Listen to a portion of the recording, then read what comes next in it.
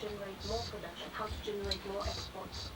And the answer to that is much more difficult. Tell me what the IMF is exactly, the International Monetary Fund. The International Monetary Fund is basically like a central bank for the whole world.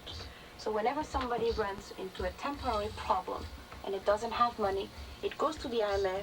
The IMF lends money to these countries, but for a very short period of time, under certain conditions. And with strings attached. And with strings attached. Every country in the world puts money into the International Monetary Fund? Every country that is a member, and today there are about 150 countries that are members of the IMF, and every country puts in what is called a quota, which is basically paying for its membership. It's like a club. Do you agree with the position of the International Monetary Fund throughout this debt crisis, or do you think there are certain things they should have done or could have done?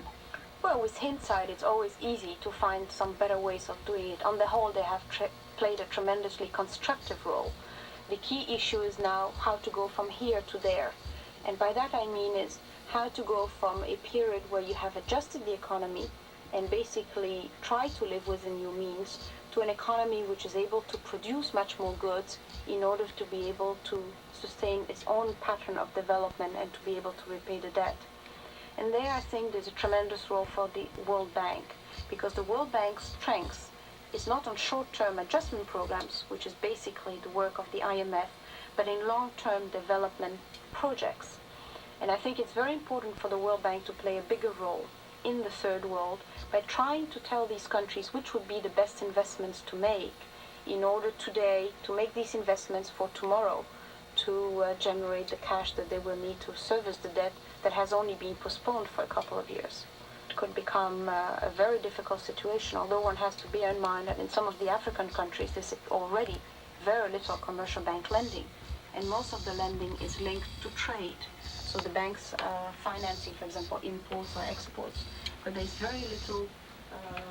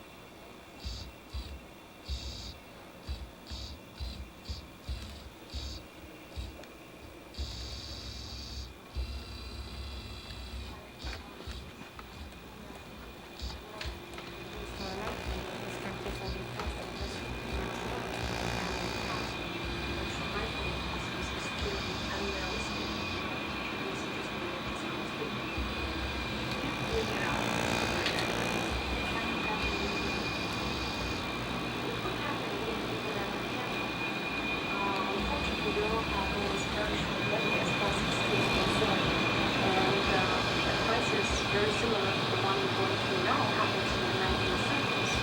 The difference was that the countries defaulted at the time vis-à-vis bondholders and not commercial bank lending. But I think the lessons we can learn from this crisis is that if a country produces much less than it consumes, whereas Brazil, Mexico, or the US, it's an unsustainable situation. Christine Bindert, thank you very much for being with us today. Thank you very much for inviting me. And our thanks to our host, broadcast journalist Karen Kalish, and her guest. Christine Bindert is a Senior Vice President of the International Banking Division of Shearson Lehman, American Express. She's a contributing author of a recently published Overseas Development Council book titled Uncertain Future, Commercial Banks on the Third World. If you'd like a free transcript of this program, please write to Focus on Third World Debt, 1755 Massachusetts Avenue Northwest, Washington, D.C. The zip is 20036. That address again for your free transcript is Focus on Third World Debt, 1755 Massachusetts Avenue Northwest, Washington, D.C. The zip 20036. At the same time, you might wish to drop us a line telling us what you thought of the program. And please let us know the call letters of the station you're listening to. This program was brought to you by the Overseas Development Council, one of 7 non-profit, non-partisan organizations that bring you the Focus series.